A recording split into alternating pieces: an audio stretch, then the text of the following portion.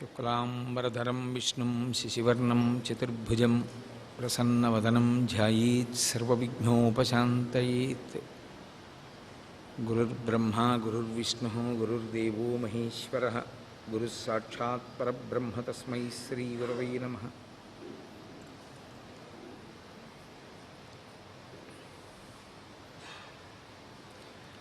व्यासाय विष्णुरूपाय व्यासरूपाय विष्णवे नमो वै ब्रह्मनिधये वासिष्ठाय नमो नमः। कूजन्तं राम रामीति मधुरं मधुराक्षरम् आरुह्य कविताशाखां वन्दे वाल्मीकिकोकिलं। श्रुतिस्मृतिपुराणानाम् आलयं करुणालयं नमामि भगवत्पादशङ्करं लोकशङ्करं। वागर्धाविव सम्पृक्तौ वागर्धप्रतिपत्तये जगतः पितरौ वन्दे पार्वतीपरमेश्वरौ। सूक्तिं समग्रयितुनः स्वयमेव लक्ष्मीः श्रीरङ्गराजमहिषी मधुरैकटाक्षैः। वैदग्ध्यवर्णगुणगुम्भनगौरवैर्यां कण्डूलकर्णकुहराः कवयोधयन्ति। हैमोर्ध्वपुण्ड्रमजहन्मकुटं सुनासं मन्दस्मितं मकरकुण्डलचारुगण्डं। बिम्बाधरं बहुलदीर्घकृपाकटाक्षं श्रीवेङ्कटेशमुखमात्मनि सन्निधत्ताम्। विमलपटी कमलकुटी पुस्तकरुद्राक्षसस्तहस्तपुटी कामाक्षी पक्ष्मलाक्षी कलितविपञ्ची विभासि वैरिञ्ची। मनोजवं मरुततुल्यवेगं जितेन्द्रियं बुद्धिमतां वरिष्ठं वातात्मजं वानरयूथमुख्यं श्रीरामदूतं शिरसा नमामि। आपदामपहर्तारं दातारं सर्वसम्पदां लोकाभिरामं श्रीरामं भूयो भूयो नमाम्यहम्। हरिः ओम। परमेश्वरस्वरूपैన సభకి నమస్కారం। అహింసా ప్రథమం పుష్పం పుష్పమింద్రియ నిగ్రహ సర్వభూతదయా పుష్పం క్షమా పుష్పం విశేషతః। క్షమాపుష్పం దగ్గరికి వచ్చేటప్పటికీ విశేషతః అని ఒక విశేషణం వేశారు. ఇది చాలా గొప్పదైన పువ్వు అన్నారు. చాలా గొప్పదైన పువ్వు అంటే అది గుణమునకు సంబంధించినది. అంటే ఈ గుణము ప్రకాశించడం చాలా గొప్ప విషయం. ఒకరు మహాత్ముడు అని నిర్ణయం చేయడానికి, ఒక వ్యక్తి చాలా గొప్పతనం ఉన్నవాడు అని నిర్ణయం చేయడానికి, రెండవది పరమేశ్వరుడు చాలా సంతోషాన్ని పొందేది ఇదిగో ఈ గుణము భాషించినటువంటి వ్యక్తిని చూసి. ఏ గుణము అంటే క్షమాపుష్పం. క్షమా అన్న మాట ఆ పేరు యథార్థమునకు భూదేవికి వర్తిస్తుంది. భూదేవికి అనేకమైనటువంటి పేర్లు ఉన్నాయి. కాశ్యపి, వసుంధర, మేదిని, చాలా పేర్లు ఆవిడికి. అమరకోశం చూస్తే ఆ పృథివికి సంబంధించి అనేకమైన పేర్లు కనపడతాయి. ఆ పేర్లలో ఒక పేరు క్షమా, భూమికి ఉన్నటువంటి పేరు. ఎందుకు భూమికి క్షమా అని పేరు వచ్చింది అంటే ఓర్పుకి పర్యాయపదం భూదేవి. భూదేవియే ఓర్పు, ఓర్పుయే భూదేవి. భూదేవిని మించి ఇంకా ఓర్పు అని చెప్పడం కష్టం. అసలు ఒక గుణము ఆవిడ రూపాన్ని దాల్చింది. అందుకే ఇంకా ఓర్పు అన్న మాటని సంస్కృతంలో భూమికి అన్వయం చేసేసి భూమియే క్షమాస్వరూపిణి అన్నారు. కారణం ఏమి అంటే శ్రీరామాయణం సుందరకాండలో వాల్మీకి మహర్షి ఒక చోట అంటారు, క్షితి క్షమా పుష్కర సన్నిభాక్షి. క్షమా అన్న శబ్దాన్ని వాల్మీకి అక్కడ ప్రయోగించారు. క్షితి అంటే భూమి. క్షితి క్షమా పుష్కర సన్నిభాక్షి యారక్షిత రాఘవలక్ష్మణాభ్యాం సారాక్షసీభి వికృతేక్షణాభి సంరక్షిత సాంప్రతి వృక్షమూలే అని. సంస్కృతంలో క్ష అన్న అక్షరానికి ఒక ప్రత్యేకమైన ప్రతిపత్తి. చాలా కష్టమైనటువంటి విషయం అని చెప్పడానికి క్షకారాన్ని ఎక్కువ ప్రయోగిస్తారు. చాలా మాటలు ప్రయోగింపబడింది అంటే గుర్తు ఏమిటంటే అది నువ్వు అనుకున్నంత తేలికైన విషయం కాదు, నువ్వు బాగా సావధానంగా దీన్ని పరిశీలించి చూడవలసింది అని అర్థం. అక్కడ సీతమ్మని వర్ణిస్తున్నారు. క్షితిక్షమా పుష్కర సన్నిభాక్షి, పద్మముల వంటి కన్నులు కలిగినటువంటి సీతమ్మ తన తల్లి అయినటువంటి భూదేవిని పూర్తిగా పోలి ఉన్నది. అందుకే అంత ఓర్పుతో ఉన్నది. ఏమిటి భూదేవి యొక్క అంత ఓర్పు అంటే, ఆవిడ లేని నాడు అసలు ఈ సమస్త చరాచర ప్రపంచకము అనగా ఈ భూతకోటి అన్నదానికి అస్తిత్వమే లేదు, అసలు ఉండడానికి అవకాశం లేదు. ఒకవేళ ఏదో రకంగా ఉంటుందండి అని మీరు అన్నా ఇక వాటికి తినడానికి ఉండదు. ఎందుచేత అంటే తినడానికి కావలసినవి అన్నీ భూమిలోంచే రావాలి. ఇక భోగములు ఏ ఉన్నాయో ఆ భోగములన్నీ భూమిలోంచే రావాలి. అందుకే ఆవిడికి వసుంధర అని పేరు. ఒక కారు కావాలి, కారు తయారు చేయడానికి కావలసినటువంటి ఇనుము భూమిలోంచే వస్తుంది. కారు నడవడానికి కావలసిన పెట్రోలు భూమిలోంచే వస్తుంది. మనిషి తినడానికి కావలసినటువంటి ఆహారము భూమిలోంచే పండుతుంది. మనిషి అసలు నిలబడేటటువంటిది, పుట్టి పెరిగేటటువంటిది ఈ భూమి మీదే. ఆ భూమి లేనినాడు సృష్టి లేదు, స్థితి లేదు. చివరికి ఇక ఎవ్వరూ ఇంట్లో ఉంచుకోవడానికి ఇష్టపడనటువంటి ప్రేతాన్ని తనలో కలుపుకునేది భూదేవి. అందుకని సృష్టి, స్థితి, లయ మూడు ఆమె యందే జరుగుతాయి. అమ్మ అన్న మాటని శాస్త్రం అంత గౌరవించడానికి కారణం ఒకటే. మాతృదేవో భవ అని ముందు అమ్మకి నమస్కారం చేసింది. ఎందుకంటే పరబ్రహ్మమునకు ఉండేటటువంటి లక్షణములు ఏవి ఉంటాయో అవి అమ్మ యందు ప్రకాశించినట్లుగా ఏ ఇతర జీవుల యందు ప్రకాశించదు. పరబ్రహ్మం ఏం చేస్తాడు అంటే సృష్టికర్త, స్థితికర్త, ప్రళయకర్త మూడుగా ఉంటాడు. సృష్టికర్తగా కూర్చున్నప్పుడు సృష్టి చేస్తాడు, స్థితికర్తగా కూర్చున్నప్పుడు సృష్టింపబడిన పదార్థాన్ని పోషిస్తాడు, లయకర్తగా కూర్చున్నప్పుడు ఆ పదార్థాన్ని బ్రహ్మాండమునందు కలిపేస్తాడు. ఎందుకు అలా కలిపేయడం మనకి కష్టంగా అనిపిస్తుంది. అయ్యో ఈ శరీరం వదిలేయడమా, నా తల్లి వెళ్ళిపోవడమా, నా తండ్రి వెళ్ళిపోవడమా అనిపిస్తుంది. కానీ ఈ దేహము జర్జరీభూతమైపోయి ఇది ఏ భోగమును భవించడానికి ఇక పనికిరాక, ఏ పని చేయడానికి పనికిరాక, అలా ఏదో శిథిలమైపోయినటువంటి గృహం మీద యాజమాన్య హక్కు నిలబెట్టుకున్నట్టుగా పట్టుకుని వేలాడుతున్నటువంటి సమయంలో మళ్ళీ ఉరే నీకు శక్తివంతమైన శరీరాన్ని ఇస్తానని పరమేశ్వరుడు ఈ శరీరాన్నించి జీవుణ్ణి విడిపించి వేరొక శరీరంలోకి ప్రవేశపెడతాడు. ఆ శరీరంలోకి ప్రవేశపెట్టే ముందు ఈ శరీరంలో విడిపించడానికి చేసేటటువంటి ప్రయత్నమునందు పరబ్రహ్మమునకు సహకరించేటటువంటి దేవతకు మృత్యుదేవత అని పేరు. అందుకే మృత్యువు దేవతాస్వరూపం ఇచ్చారు సనాతన ధర్మంలో. ఎవ్వరూ ఇష్టపడకపోయినా, ఆవిడ ఫోటో ఏ ఇంట్లో ఉండకపోయినా, ఆవిడికి నోములు, వ్రతాలు, పూజలు ఏమీ లేకపోయినా ఆవిడిది దేవతాస్వరూపం. ఎందుచేతనంటే అసలు ఆ మృత్యుదేవత అనుగ్రహించలేదనుకోండి మనిషి చాలా చీకాకు పడిపోతాడు. ఏముందండి మనిషి చీకాకు పడిపోవడం అంటే ఒక్కటే, తన మలమూత్రములను తాను విసర్జించుకోలేకపోతే అయిపోయిందంతే. గౌరవం ఎంతకాలం ఇంట్లో ఉన్నవాళ్ళు కూడా ఎంతకాలం భరిస్తారు? తన మలమూత్రములను తాను లేచి వెళ్ళి విసర్జించి వచ్చి కూర్చుంటే వాడికి ఒంట్లో బాగుండకపోనివ్వండి, నీరసంగా ఉండనివ్వండి, సన్నగా ఉండనివ్వండి, అనారోగ్యంతో ఉండనివ్వండి, పర్వాలేదు. ఆయన మలమూత్రములను కానీ వేరొకరు ఎత్తవలసిన అవసరం వచ్చిందా అంతే, ఇక బరువు అయిపోతాడు మనిషి. అప్పుడు కూడా ఇంకా మంచాన్ని పట్టుకుని వేలాడతాను అంటే తన వరకు తనకి బాగుంటుందేమో, కానీ ఇంకేం చేస్తావు అలా పట్టుకుని వేలాడి? అప్పుడు విడిపిస్తాడు ఈశ్వరుడు. అందుకే ఈశ్వర క్రియ ప్రతిదాని యందు కారుణ్యము తప్ప క్రౌర్యం ఉండదు. ప్రతిదాని యందు కారుణ్యమే. అలా విడిపిస్తాడు కాబట్టి సృష్టికర్త, స్థితికర్త, ప్రళయకర్త మూడై ఉంటాడు.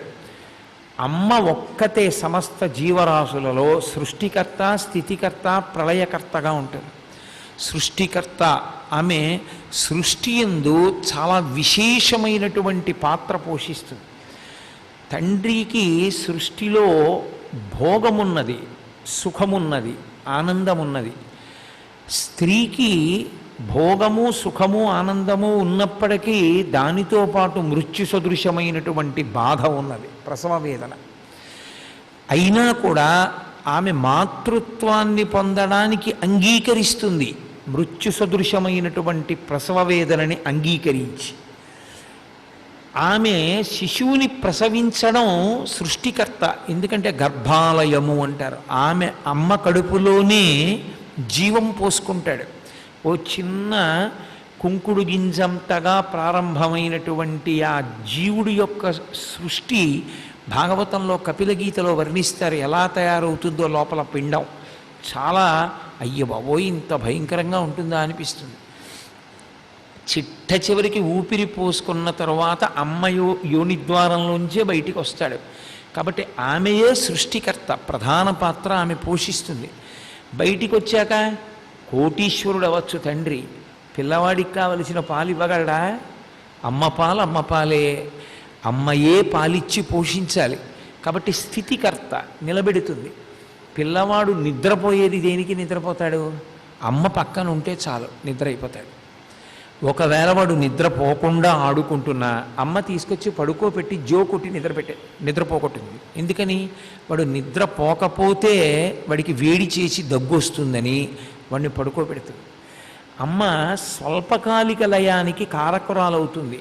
స్వల్పకాలిక లయము అంటే నిద్ర. సృష్టి, స్థితి, లయ పరబ్రహ్మం ఎలా చేస్తుందో అలా మూడు అన్వయమయ్యేటటువంటి ఏకైక జీవి ఈ భూమండలంలో స్త్రీ ఒక్కతే. అది ఏ ప్రాణి కానివ్వండి, అది కుక్క అవచ్చు, పంది అవచ్చు, పిల్లి అవచ్చు, ఎవరైనా అవచ్చు, ఆఖరికి కోడి పెట్టవచ్చు. అది ఒక్క స్త్రీత్వానికే దక్కింది ఆ మర్యాద. అందుకే వేదం ఎంత గౌరవం తండ్రికి ఇచ్చినా మొదటి నమస్కారం అమ్మకే.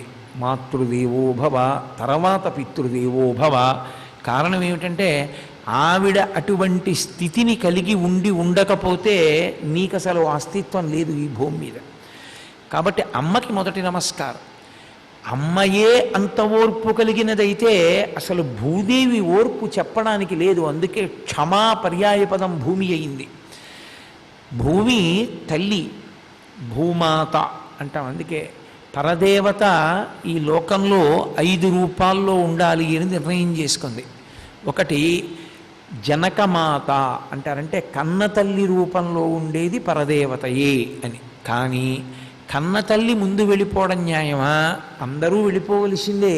ఎవ్వరూ లోకంలో శాశ్వతంగా ఉండడానికి వీలు లేదు, అది సృష్టి ధర్మం. కానీ తల్లి ముందు వెళ్ళిపోవాలా, కొడుకు ముందు వెళ్ళిపోవాలా? మర్యాద తల్లి ముందు వెళ్ళిపోయి కొడుకు ప్రేతకార్యం చేస్తేనే. కానీ మరి తల్లి వెళ్ళిపోతే కొడుక్కి బెంగగా ఉంటుందా ఉండదా? అయ్యో నన్ను కన్న తల్లి మా అమ్మ వెళ్ళిపోయిందని వాడికి ఎంత బెంగగా ఉంటుంది, ఎంత బాధపడతాడు వాడు. అలా బాధపడకపోతే వాడు మనిషే కాడు. వాడు రామచంద్రమూర్తి అంతటి వాడు తండ్రి వెళ్ళిపోతే అంత బాధపడ్డాడు. కాబట్టి అమ్మ వెళ్ళిపోతే వాడు పరదేవతను అడుగుతాడు, నువ్వెందుకు తీసుకెళ్ళావు మా అమ్మని అడిగితే అమ్మ ఏం చెప్పాలి? జగజ్జనని.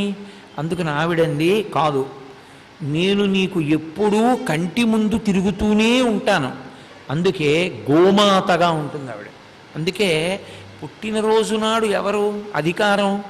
అమ్మ పిల్లవాడిని కూర్చోబెట్టి తలకి నూనె పెట్టి ఆశీర్వచనం చేసి వాడికి ఈ పిండి వంట ఇష్టమమ్మా అని చెప్పి, ఏదో నా కొడుక్కి చిన్నప్పటి నుంచి తొక్కుళ్ళడ్డూలు అంటే చాలా ఇష్టం అని చెప్పి ఆ పాళ్ళు ఎలా వేయాలో అలా వేసి ఆ యాలుక పొడి వాసన వచ్చేటట్టుగా తొక్కుళ్ళడ్డూలు చేసి అమ్మ పళ్ళెంలో పెట్టి తీసుకొచ్చినటువంటి ఆ సంతోషం ఉంది, అది శూన్యమైంది. మరి అమ్మ వెళ్ళిపోతే శాస్త్రం అంది, గోవు యొక్క పాలు నల్ల నువ్వులతో కలిపి బెల్లం ముక్కతో కలిపి 3 మార్లు పుచ్చుకుంటే వచ్చే పుట్టినరోజు కూడా నువ్వు చూస్తావు. ఆవిడ గోమాత రూపంలో ఉంటుంది. అందుకే పుట్టినరోజు నాడు ఆవు దగ్గరికి వెళ్ళి ఓ నమస్కారం చేసి గోగ్రాసము అంటారు. పిడికెడు గడ్డి పరకలు గోవుకి తినిపిస్తే ఆ రోజు కన్న తల్లికి అన్నం పెట్టి, అమ్మకి అన్నం పెట్టడం ఏమిటి? అమ్మతో కలిసి అన్నం తిని అమ్మ చేతి అన్నం మనం తిన్నట్టు. ఆవు పాలతో కలిపి ఆ పదార్థం పుచ్చుకుంటే.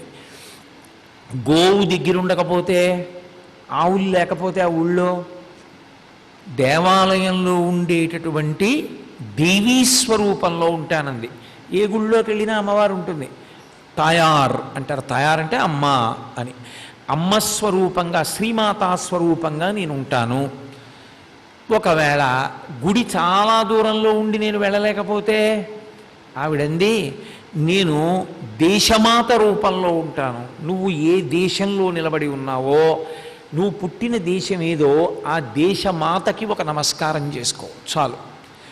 ఒకవేళ దేశమాతకి నమస్కారం చేయడానికి కనీసం నేను ఆ రోజున ఆ దేశంలో కూడా ఉండకపోతే, అయ్యో దేశమాతకి దూరంగా ఉన్నాను అనుకుంటే, భూమాతగా ఉంటాను చాలా అంది. నువ్వు ఎక్కడుండు, భూమి మీదేగా నిలబడాలి కాబట్టి భూమాతగా ఉంటాను.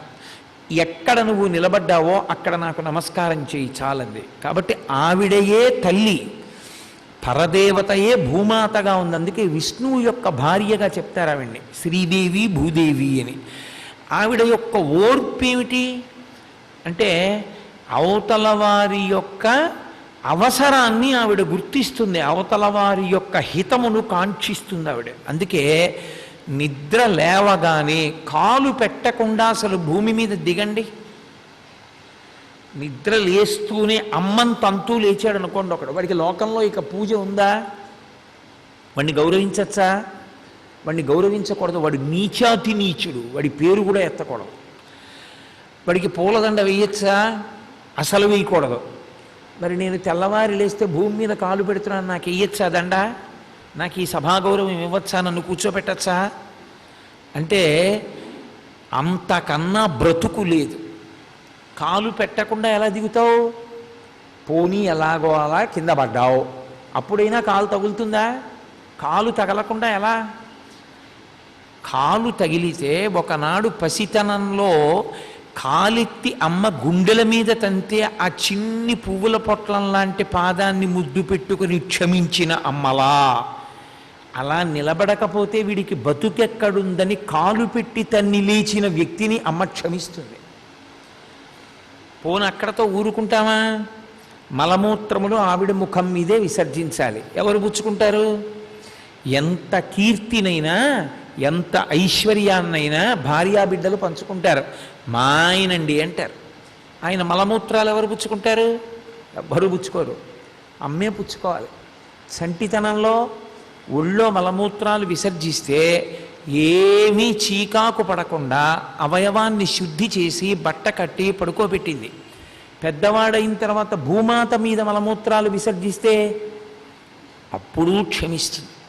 పాపం ఏం చేస్తాడు బిడ్డడు, వాడికి అంతకన్నా మార్గం ఏముంది కాబట్టి పుచ్చుకుంటానంటుంది.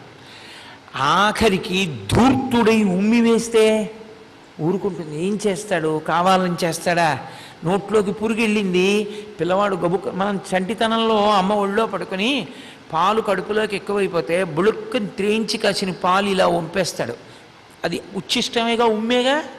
అమ్మ చీర పెట్టి ఆ నోరు తుడిచేస్తుంది, ఆ పుల్లటి పాలు తుడుస్తుంది. అమ్మ తుడిచినట్టు ఒళ్ళు బలిసి నోటి నిండా పనికి మాలిన తాంబూలం వేసుకుని నాడీమండల ఉత్ప్రేరకానికి నెత్తురు కక్కినట్టు భూమి మీద ఉమ్మి వేస్తూ ఉంటే క్షమించి విడిచిపెడుతుంది. పోన్లే, అన్నం తినడానికి కావాలమ్మా అని అమ్మ గుండెల మీద గుణపంతో పారాడితే ఊరుకుంటుంది. వాడికి పాపం అవకాశం ఏది మరి? అలా గుణపం పెట్టి నా గుండెల మీద పారాడించకపోతే, చీల్చకపోతే వాడికి అన్నం దొరకదు కదూ, విత్తనాలు వెయ్యాలిగా, ఊరుకుంటుంది. వాడు ఇల్లు కట్టుకోవాలని అమ్మ గుండెల మీద గుణపంతో కన్నం పెట్టి శంకుస్థాపన చేస్తే ఊరుకుంటుంది. పోన్లే ఇల్లు కట్టుకుంటున్నాడుగా, మరి ఎలా పునాదికి తవ్వాలిగా, గుణపాలు పెట్టి నన్ను పొడవాలిగా, పొడిస్తే పొడిచాడులే అని ఊరుకుంటుంది. ఎన్ని చెయ్యండి ఊరుకుంటుంది. ఎంత కృతజ్ఞుడై బతికి ఒక్కనాడు భూదేవికి నమస్కరించకుండా జీవితం వెళ్ళిపోనివ్వండి. మిగిలిన వాళ్ళందరినీ నమ్ముకుని వీళ్ళందరున్నారని అహంకరించి నేనని ఈ శరీరాన్ని చూపిస్తాడు. చూపించిన తర్వాత ఆఖరణ ఇందులో ఊపిరి వెళ్ళిపోతే ఎవరు ఉంచుకుంటారు దాన్ని? ఇంకా ఎవరు ఉంచుకోరు. ఆ శరీరాన్ని తీసుకెళ్ళి శ్మశానంలోనే చిట్ట చివర మళ్ళీ పంచభూతములలో బ్రహ్మాండంలోకి లయం చెయ్యాలి. అక్కడికి వెళ్ళి లయం చేస్తారు. లయం చేసిన తర్వాత అస్థి సంచయనము అని ఉంటుంది. ఆ ఎముకలు ఏరి ఓ చిన్న పిడతలో పెడతాడు. ఆ ఎముకలైనా ఇంటికి తీసుకొస్తారా? ఆ బూదిని కుండలో పెట్టి పేరు రాసి శ్మశానంలోనే లాకర్లో పెట్టి వచ్చేస్తాడు కొడుకు. అది కూడా, ఆ బూదిని కూడా ఆవిడ తనలో కలుపుకుంటోంది, ఎముకల్ని తనలో కలుపుకుంటోంది. శరీరంలోంచి ఆఖరణ నెత్తురు గడ్డలు గడ్డలుగా జారిపోతే ఆవిడే పుచ్చుకుంటోంది. మనకి భయం వేయచ్చు. ఇంట్లో ఎముక పడిందనుకోండి, వెంటనే ఏ రుద్రాభిషేకమో చేయించుకుంటాం. ఓ పుర్రే పడితే హడిలిపోతాం.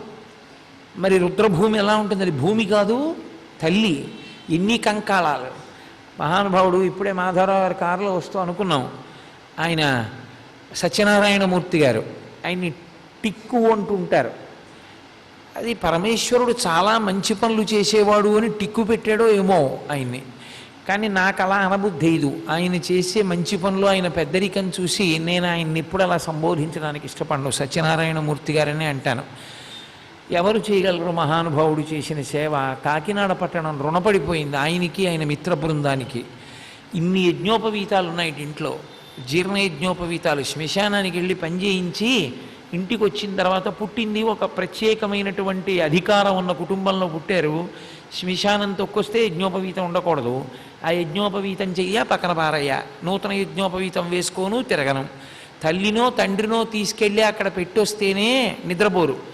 అలాంటిది ఊరి వాళ్ళందరూ వాళ్ళ తల్లిని తండ్రిలు పెద్దవాళ్ళ శరీరాలు పడిపోయినప్పుడు తీసుకెళ్ళినప్పుడు ఊరు సంతోషంగా ఉండాలని వారానికి 4 రోజులు శ్మశానంలో కూర్చుని పనిచేయించడం అంటే పొద్దున్నుంచి రాత్రి వరకు ఇక్కడ ఇది కట్టండి, అక్కడ అది కట్టండి, దాని మధ్యలో కుర్చీ వేసుకుని వచ్చే శవాలు, కాలే శవాలు, పూడ్చే శవాలు, అరిచే కుక్కలు, నక్కలు, పైకొచ్చిన ఎముకలు, పుర్రెలు చూస్తూ నిజంగా ఆయన అంత శ్రమ పడుతున్నాడంటే ఆయన ఒప్పుకుంటే ఆయన కాళ్ళకి నా శిరస్సు తాటించి నమస్కరిస్తా. ఆయన కన్న తల్లికి నమస్కారం చేస్తాను, ఆయన్ని కన్న తల్లికి. మహానుభావుడు అంత సేవ చేస్తున్నాడు. అక్కడికి వెళ్ళి ఆ పని చేస్తేనే నేను ఇంత పొంగిపోతున్నానే. మరి నిజంగా భూమి ఇంతమంది కంకాళాలని భరిస్తోంది అక్కడ. కాబట్టి ఆవిడ తల్లి. అందుకే అమరకోశము అని మనకి సంస్కృతంలో ఒక గ్రంథం. అమరకోశము అంటే చాలామంది ఏమనుకుంటారంటే అమరము అంటే సంస్కృత భాష కాబట్టి దానికి సంబంధించిన నిఘంటు అనుకుంటారు. కాదు, దాన్ని అమరసింహుడు అని ఒక జైనుడు రచించాడు. ఆయన శంకరాచార్యుల వారితో వాదనలో ఓడిపోయి ఆయనకి బాధ కలిగి ఆయన గ్రంథాలన్నీ తగలబెట్టేశాడు. శంకర భగవత్పాదులు ఏది వైదికము కాదో దాన్ని ఆయన అంగీకరించలేదు తప్ప, ఏదైనా మంచి విషయం ఉంటే మూర్ఖత్వంగా ఇంకా ఓడించాను కాబట్టి అవతల వాడిది ఏదీ మంచి కాదు అనేవారు కాదు ఆయన. ఆయన ఈ విషయం తెలిసి పరుగున వెళ్ళారు. ఎంత పని చేశావోయ్, ఏది అవైదికమో అది వద్దన్నాను, కానీ నీ గ్రంథాలలో అమూల్యమైన గ్రంథం అది అని అమరకోశాన్ని రక్షించారు శంకరాచార్యుల వారు. అది సంస్కృత భాషకి సాధికారిక గ్రంథం. ఏదైనా ఒక సంస్కృతంలో ఒక మాట మీద అనుమానం వచ్చిందనుకోండి, ఈ మాటకు అర్థం ఏమొస్తుంది అని అనుమానం వచ్చిందనుకోండి, అప్పుడు అమరకోశాన్నే చూస్తాం. అమరకోశంలో ఏం చెప్పారో అది సర్వోన్నత న్యాయస్థానం, ఇక దానికి తిరిగి ఉండదు. అసలు ఆ పదం ఎలా వచ్చిందో, ఎందుకు వచ్చిందో వ్యాఖ్యానం చేస్తుంటుంది అమరకోశం. అటువంటి అమరకోశం భూమికి పేరు చెప్పినప్పుడు క్షమ అన్న పేరు భూమిదే అని నిర్ధారించింది. ఓర్పు ఆవిడిదే కాబట్టి క్షమా ఓర్పు, క్షమా భూమి. భూమికి ఓర్పుకి తేడా లేదు. చాలామందిలో ఒక దురభిప్రాయం, సీతమ్మ తల్లి పేరు పెట్టుకుంటే కష్టాలు వస్తాయంటూ ఉంటారు. సీతమ్మ తల్లి పేరు పెట్టుకుంటే కష్టాలు రావు, ఓర్పు వస్తుంది. ఓర్పు గొప్పది. అసలు మీకు నేను ఒక విషయం చెప్తే మీరు చాలా తెల్లబోతారు. ఈ లోకానికంతటికీ శాంతి ఎక్కడుంటుంది అని అడిగారు. ఆడదాని ఎందే ఉంటుంది. ఆడదే శాంతికి కారకం. అంత పెద్ద స్థానం ఇచ్చింది. అందుకే వివాహం చేసినప్పుడు ఆశ్మారోహణము అని ఒక ప్రత్యేకమైనటువంటి తంతు చేస్తారు. ఆశ్మారోహణము అంటే, అశ్మ అంటే రాయి, నిజానికి ఒక గుండ్రాయిని కొద్దిగా ఆవు పేడ వేసి దాంట్లో పెడతారు. పెట్టి ఆడపిల్లని తన పాదంతో తొక్కిస్తారు. ఇప్పుడు కొన్ని చోట్ల దేశాచారంగా సన్నికళ్ళు తొక్కిస్తున్నారు. అలా ఎందుకు తొక్కిస్తారో తెలుసా? దానికి ఒక మంత్రం ఉంటుంది. ఆ మంత్రంలో రెండు కారణాలు చెప్తారు. ఒకటి, నాకు విజయము నీ వలన సిద్ధిస్తుంది. ఎవరు శాస్త్రవజనులై ఉన్నారో వారు నీ వలననే నశిస్తారు. రెండు, శాంతి నీ వలననే కలుగుతుంది. కాబట్టి దీనంత దృఢముగా నువ్వు ఉండు. చాలా పెద్ద మాట అండి. అసలు నిజంగా ఒక్క మంత్రం చాలు ఋషుల యొక్క దార్శనికతని చెప్పడానికి. ఇంటికి వస్తూనే ఆమె మనసు చాలా చంచల స్వభావంతో భర్తకి అది నచ్చలేదు, ఇది నచ్చలేదు, ఇది నచ్చలేదు, ఇది నచ్చలేదని మొదలుపెట్టింది అనుకోండి, కొద్ది రోజుల్లోనే ఆయన వేరు కాపురం వెళ్ళిపోతాడు. ఆ తల్లిదండ్రులు బెంగపెట్టుకుంటారు. కాదు, ఒక్కొక్కచో భర్త శరీరం విడిచిపెట్టడానికి కారణమవుతుంది. నాకు ఆ పద్యం చెప్పడం ఇష్టం ఉండదు, కానీ ఒక చోట ఒక కవి అంటాడు, కాలు పెట్టినతోనే కాంతుని మెడ విర్చి నిండు సంసారంబు రెండు చేసి తన మగడెంతార్జన పరుడైన పొరుగు పుల్లమ్మ కాపురముమిచ్చి ప్రాణీషుడొకటి సల్పగతానొకటి సెల్పి అది ఏమనంగ కస్సుమను చులీచి విభుడిందులకు నేని విసిగి ఒక్కటి ఎన పెళ్ళున 10,000 కుప్పి పట్టజాలక పినిమిటి ఇట్టెయన్న బావికిని ఏటికిని వడి పరువులెట్టెడి కాంతతోడి కాపురము కంటే వేరే నరకంబు కలదే అంటాడు. మంగళాశాసన పరై మదాచార్య పురోగమై సర్వైశ్చ పూర్వైరాచార్యై సత్కృతాయాస్తు మంగళం. మంగళం కోసలేంద్రాయ మహనీయ గుణాత్మనే చక్రవర్తి తనూజాయ సర్వభౌమాయ మంగళం. ఉమాకాంతాయ కాంతాయ కామితార్థప్రదాయినే శ్రీగిరీశాయ దేవాయ మలినాథాయ మంగళం. కరచరణకృతం వా కర్మవాక్కాయజం వా శ్రవణనైనజం వా మానసం వాపరాధం విహితం వా సర్వమేత్తక్షమస్వా శివ శివ కరుణాబ్ధే శ్రీమహాదేవ శంభో. సర్వం శ్రీ ఉమామహేశ్వర పరబ్రహ్మార్పణమస్తు. స్వస్తి.